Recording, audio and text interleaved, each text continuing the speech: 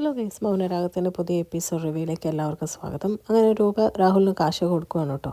എന്നിട്ട് പറയുന്നുണ്ട്, ഏട്ടനൊരാവശ്യം പറഞ്ഞതല്ലേ, മുഴുവൻ തുകയുണ്ട്, ഏട്ടൻ ഇത് കൊണ്ടുപോയിട്ട് എന്താണെന്ന് വെച്ചാൽ ചെയ്യുക. പക്ഷേ ഇവനെ പോലെയുള്ളവനെ ജയിലിലോട്ട് അയക്കുകയല്ലേ ചെയ്യുന്നത്, ഈ കാശൊക്കെ കൊടുത്തോ ഒഴിവാക്കുവാണോ ചെയ്യേണ്ടതെന്ന് ചോദിക്കും കേട്ടോ. അപ്പോൾ രാഹുൽ പറയുന്നുണ്ട്, അവനെ എങ്ങനെയും ഒഴിവാക്കി വിടണം എൻ്റെ മോളുടെ ജീവിതത്തിൽ നിന്ന്, അതേ ഇപ്പം എനിക്ക് ഉദ്ദേശമുള്ളൂ.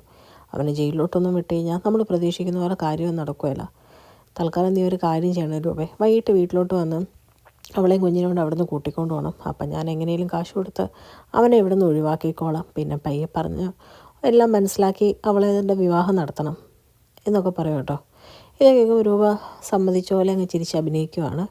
കഴിഞ്ഞ് രാഹുൽ ആ കാശും കൊണ്ട് നേരെ പോവാണ് കേട്ടോ. ആ സമയത്ത് കുറേ ഗുണ്ടകൾ വന്ന് രാഹുലിൻ്റെ വണ്ടി നിർത്തി ആ കാശ് തട്ടിപ്പറിച്ചുകൊണ്ട് പോവുകയാണ്. അതേ സമയത്ത് മനോഹറും ഫ്രണ്ടും കൂടെ അവിടെ വെയിറ്റ് ചെയ്യുകയാണ് കേട്ടോ. എന്നിട്ട് പറയണം, കാശ് കിട്ടിയെന്ന് പറഞ്ഞിട്ട് അയാൾ ഇത് അവിടെ പോയി കിടക്കുക, 19 കോടിയുള്ള കിട്ടേണ്ടവനാ, അതിൽ നിന്ന് പകുതി ചോദിച്ചാലും തരാൻ വേണ്ടി റെഡിയാണ്. അതിൽ നിന്നാണ് ഞാൻ ഈ 2 കോടിയിലോട്ട് ഒതുങ്ങിയത്. എത്രയും പെട്ടെന്ന് ഇവിടുത്തെ കച്ചവടവും പൂട്ടിക്കെട്ടി പോകണം, ഇതുപോലെ വേറൊരിടത്തൊന്നും അനുഭവിച്ചിട്ടില്ല എന്ന് പറയുക കേട്ടോ. അത് കഴിയുമ്പോൾ ഇവരിങ്ങനെ നോക്കി വയ്ക്കുന്ന സമയത്ത് രാഹുൽ അങ്ങ് വരുവാണ്. അപ്പോൾ അവർ പരസ്പരം പറയുന്നുണ്ട്, ഇങ്ങേരെന്താ പെട്ടിയൊന്നും കൊണ്ടുവന്നില്ലേ, കാശിനെ എങ്ങനെ ആയിരിക്കുമോ കൊണ്ടുവന്നേക്കുന്നത് എന്നിങ്ങനെ പറയുമ്പോഴേക്കും രാഹുൽ അങ്ങ് എന്നിട്ട് പറയണം, നിനക്കൊക്കെ എന്നെ കണ്ടിട്ട് ഒരു പൊട്ടനാണെന്ന് തോന്നുന്നുണ്ടോ, നിൻ്റെ കവിളിലെ പാട് കണ്ടോ, നീയൊക്കെ കൂടിയല്ലേ കാശ് തട്ടി എടുത്തുകൊണ്ട് പോയത്. ഞാൻ രൂപയുടെ കയ്യിൽ നിന്ന് കാശ് മേടിച്ച് ഇങ്ങോട്ട് വരുന്ന കാര്യം നിനക്ക് മാത്രമേ അറിയത്തുള്ളൂ, പിന്നെ വേറെ ആരാ കാശ് തട്ടിക്കൊണ്ട് പോകാനാടാ എന്ന് ചോദിച്ച് മനോഹറിനെ കയറി പിടിച്ച് അടി ഉണ്ടാക്കുവാണ് കേട്ടോ. ഇത് കാണുമ്പോൾ മനോഹറിന് നല്ല ദേഷ്യം വരുവാണ്. മനോഹർ പറയുകയാണ്, ഓ താനിതല്ല ഇതിനപ്പുറം നമ്പർ ഇറക്കുമെന്ന് എനിക്കറിയാം, പിന്നെ ഇവിടെ നിൽക്കുന്നത് ഞങ്ങൾക്ക് തരാനുള്ള കാശിന് തൻ്റെ കയ്യിൽ നിന്ന് വന്നത് അടിച്ച് മേടിച്ചുകൊണ്ട് പോകേണ്ട കാര്യം എന്തോ എന്നിങ്ങനെ ചോദിക്കും കേട്ടോ. ആ രണ്ടുപേരും പരസ്പരം വഴക്കുണ്ടാക്കുവാണ്. ആ സമയത്ത് മനോഹറിൻ്റെ ഫ്രണ്ടിനോട് രാഹുൽ പറയാം, ഇവനോ ബോധമില്ല, നിനക്കേലും എന്നെ മനസ്സിലാവുമെന്ന് എനിക്ക് തോന്നുന്നത്. 50 അല്ല, എത്ര കോടി കൊടുത്താലും ഇവനെ ഒഴിവാക്കാൻ പറ്റുമെങ്കിൽ ഞാൻ ഒഴിവാക്കുന്ന ഒരവസ്ഥയല്ല ഞാൻ നിൽക്കുന്നതെന്ന് ഏകദേശം ഊഹിക്കാമല്ലോ. അപ്പോഴാണ് മനുഷ്യൻ അടിയും കൂടെ മേടിച്ച് ഇവന് വേണ്ടി കൊണ്ടുവന്ന കാശ് പോയിട്ടിരിക്കുന്നത്. ഇവനാണോ എന്ന് എനിക്ക് ഇപ്പോഴും നല്ല സംശയമുണ്ട് എന്നിങ്ങനെ പറയും കേട്ടോ. അപ്പോൾ ഫ്രണ്ട് പറയണം, അപ്പം തൽക്കാലം എന്തായാലും രണ്ടുപേരും പിരിഞ്ഞു പോകാൻ നോക്കുക, കാശോ കിട്ടിയില്ല, ഇനിയിപ്പോൾ എന്താണെന്ന് വെച്ചാൽ ബാക്കി പിന്നെ തീരുമാനിക്കാം, വഴി കടന്ന് ഇനി പ്രശ്നങ്ങൾ വേണ്ടെന്ന് പറയും കേട്ടോ. ഇതൊക്കെ കേൾക്കുന്ന മനോഹർ പറയണം, എത്രയും പെട്ടെന്ന് കാശ് തന്നാൽ അത്രയും പെട്ടെന്ന് ഞാൻ പോവും, തനിക്ക് കിട്ടുന്ന 50 കോടി മുഴുവനൊന്നും ഞാൻ ചോദിച്ചില്ലല്ലോ, വേറെ 2 കോടിയല്ലോട് ചോദിച്ചോളൂ, പിന്നെ അതിലാണ് താൻ കള്ളത്തരം കാണിക്കുന്നത് എന്ന് ചോദിക്കും കേട്ടോ. ഇതൊക്കെ കേൾക്കുമ്പോൾ രാഹുലിന് നല്ല ദേഷ്യവും അരിശമൊക്കെ വരുവാണ്. ഒന്നും മിണ്ടാതെ രാഹുൽ അവിടെ നിന്ന് പോവാം കേട്ടോ.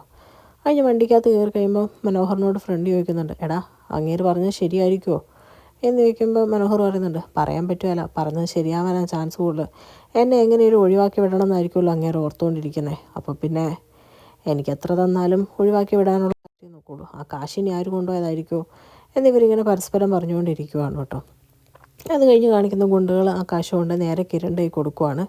കഴിയുമ്പോൾ കിരൺ പറയുന്നുണ്ട്, എന്തെങ്കിലും ആവശ്യമുണ്ടെങ്കിൽ ഞാൻ വിളിച്ചോളാം, നിങ്ങളിപ്പോൾ പൊക്കോ, ഇതുപോലെ ആവശ്യങ്ങൾ ഇടയ്ക്കിടയ്ക്ക് എന്തായാലും വരാതിരിക്കുകയില്ല എന്നൊക്കെ പറയും കേട്ടോ. അത് കഴിഞ്ഞ് കിരൺ ആ കാശും കൊണ്ട് നേരെ രൂപയുടെ അടുത്ത് ചെല്ലുവാണ്. എന്നിട്ട് പറയാണ്, ദേ അമ്മേ കാശ് ഇന്നാ എടുത്ത് വെച്ചോ എന്ന് പറയുമ്പോൾ രൂപ പറയുന്നുണ്ട്, അത് വേണ്ട മോനെ നിങ്ങൾ തന്നെ വെച്ചോ എന്ന് പറയുമ്പോഴേക്കും കിരൺ പറയുന്നുണ്ട്, അതിനിപ്പം ഞങ്ങൾ മാത്രമല്ലല്ലോ ഇതിന് അവകാശി, സോണി ഇതിന് അവകാശിയല്ലേ, അതുകൊണ്ട് ചുമ്മാ ഒന്ന് കാശ് തരണ്ട, അല്ലെങ്കിലും അതിൻ്റെ ആവശ്യം ഞങ്ങൾക്ക് ഇല്ലല്ലോ എന്ന് പറയും കേട്ടോ.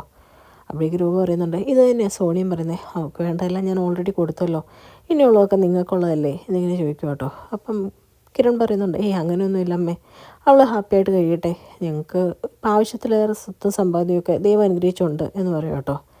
ആ ദൈവം പറയുന്നുണ്ട്, ഞാനിതായാലും കാറി വെച്ചേക്കാം, അമ്മ എത്രയും പെട്ടെന്ന് ഇവിടുന്ന് പൊക്കോ, ആരെങ്കിലും കണ്ടാൽ സംശയം തോന്നും, എന്തായാലും ബഗാസുരം വിളിക്കാതിരിക്കുമല്ലോ, വിളിക്കുമ്പം കാശിങ്ങനെ കൊണ്ടുപോയതിനെപ്പറ്റി അമ്മ കർക്കശമായിട്ട് വിമർശിക്കണം, എന്ത് പറഞ്ഞാലും അയാൾ പറഞ്ഞതായിട്ടുള്ളത് വിശ്വസിച്ചായിട്ട് ഏറ്റെടുക്കരുത്, മുഖത്തൊരടിയുടെ പാടൊക്കെ ഉണ്ട്, അതൊക്കെ കാണിച്ചായിരിക്കും പറയുന്നത്, അതൊന്നും അമ്മ മൈൻഡ് ചെയ്യേണ്ട എന്ന് പറയും കേട്ടോ. ഇതൊക്കെ കേൾക്കുന്ന രൂപ പറയാണ്, അതൊന്നുമില്ല, ഞാൻ എന്താണെന്ന് വെച്ചാൽ വേണ്ടതുപോലെ കൈകാര്യം ചെയ്തോളാം, പിന്നെ സഹായിക്കണം എന്ന് പറഞ്ഞ സമയത്ത് ഞാൻ സഹായിച്ചതാണല്ലോ, അപ്പോൾ പിന്നെ ആർക്കും അതിൽ സംശയം തോന്നേണ്ട കാര്യമില്ല എന്ന് പറയുവാണ്. ഇതൊക്കെ കേൾക്കുമ്പോഴത്തേക്കും കിരൺ പറയാണ്, എന്നാൽ ശരി പിന്നെ കാണാം എന്ന് പറഞ്ഞ് അവിടുന്ന് പോവുക കേട്ടോ. അങ്ങനെ കിരൺ നേരെ കല്യാണിയുടെ അടുത്ത് നിന്ന് നടന്ന കാര്യമൊക്കെ പറയുവാണ്.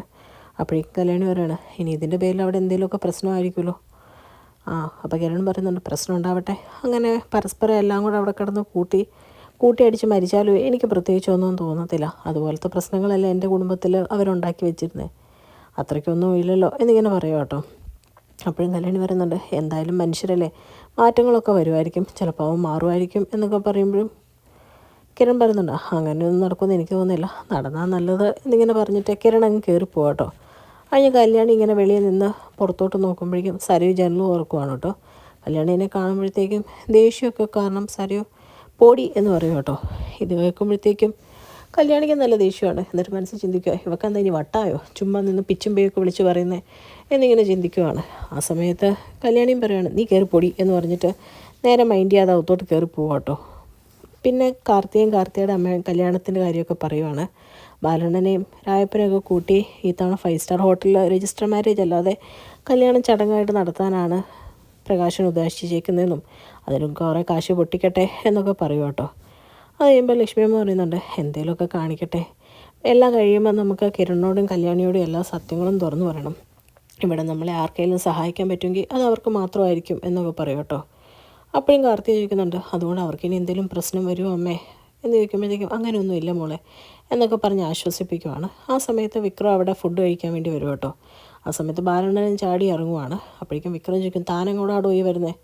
ഞാനാരാ? കൺസ്ട്രക്ഷൻ്റെ MD.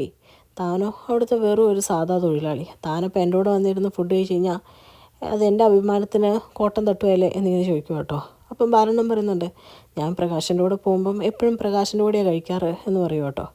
അപ്പോഴത്തേക്കും പറയുകയാണ്, അതൊക്കെ പണ്ടത്തെ കാര്യം, ഇപ്പോഴും അച്ഛൻ കൂടെ കൊണ്ട് നടക്കുന്നുണ്ടെങ്കിൽ അത് നിർത്താൻ ഞാൻ അച്ഛനോട് പണ്ടേ പറഞ്ഞതാണ്, താനൊന്നും എന്നോട് വരാൻ പറ്റില്ല എന്ന് പറഞ്ഞ് വിക്രം അവിടെ നിന്ന് കയറി പോകാട്ടോ. ഇതൊക്കെ കാണുന്ന ബാലണ്ണൻ മനസ്സിൽ ചിന്തിക്കുകയാണ്, ഓ ഇത്രയൊക്കെ അഹങ്കാരം ഉണ്ടായിട്ടും ഇവനെയൊക്കെ മഹാലക്ഷ്മി അനുഗ്രഹിക്കുന്നത് എന്നിങ്ങനെ പറയുവാണ്. അങ്ങനെ വിക്രം നേരെ അകത്തോട്ട് കയറി വരുന്നത് കാർത്തികയും ലക്ഷ്മിയമ്മയും കാണുവാണ് കേട്ടോ. അങ്ങനെ വിക്രത്തെ കണ്ട് ഞെട്ടിയിരിക്കുന്ന കാർത്തികേയനെയും ലക്ഷ്മിയമ്മേനെയും കാണിച്ചുകൊണ്ടാണ് ഇന്നത്തെ എപ്പിസോഡ് അവസാനിക്കുന്നത്. ചാനൽ ഇഷ്ടപ്പെട്ട് കഴിഞ്ഞാൽ ലൈക്ക് ചെയ്യാനും സബ്സ്ക്രൈബ് ചെയ്യാനും കമൻറ്റ് ചെയ്യാനും മറക്കരുത്. താങ്ക്